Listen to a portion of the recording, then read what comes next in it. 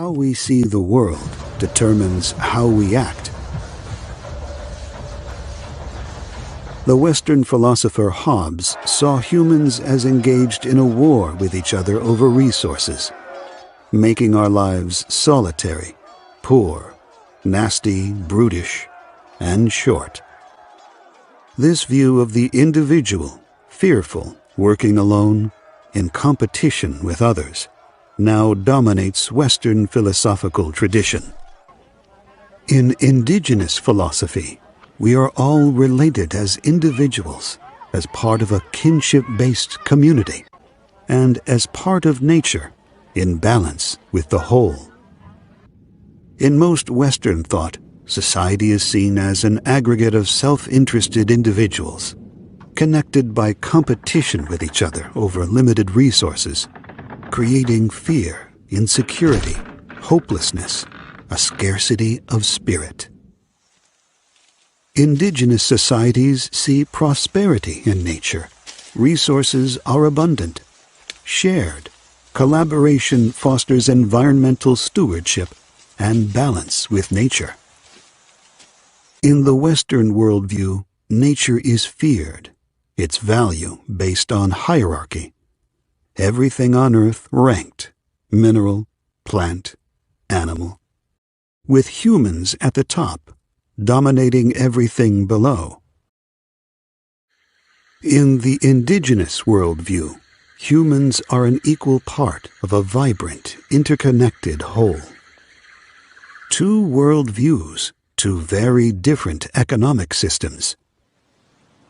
The dominant Western market economy, like its worldview, driven by an assumption of scarce resources, intensive centralized production, individuals with insatiable appetites, accumulating.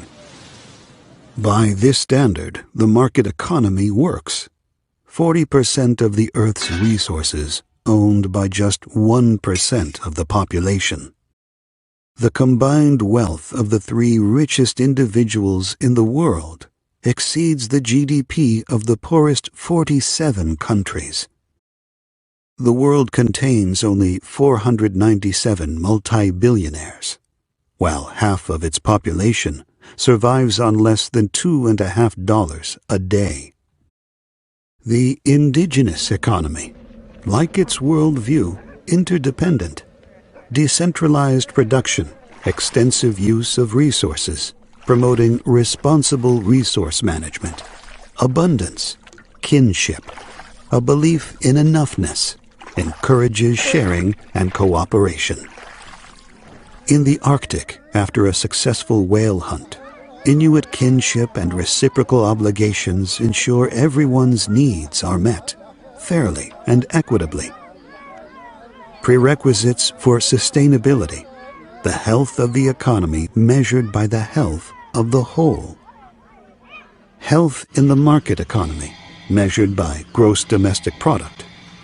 The more we produce, consume, the better the economy. Construction of buildings, manufacturing, transportation, all considered positive production, but so is production of weapons, cigarettes. While investments like healthcare, education are considered costs, negative economic productivity. And the impact on GDP of the physical and emotional costs of warfare, or the pollution that threatens 1/3 of the world's animal species? Irrelevant externalities outside the system. Not even making it onto the balance sheet. An unsustainable system where scarcity of resources is a self-fulfilling prophecy. There is an alternative. Indigenous peoples' territory spans 24% of the Earth's land surface, but is home to 80% of its total biodiversity. This is not a coincidence. In indigenous cultures, balance and harmony aren't romantic notions, but millennia-old design fundamentals. Nature essential for survival. Production and protection together. Economic success sustainable. creating well-being for all.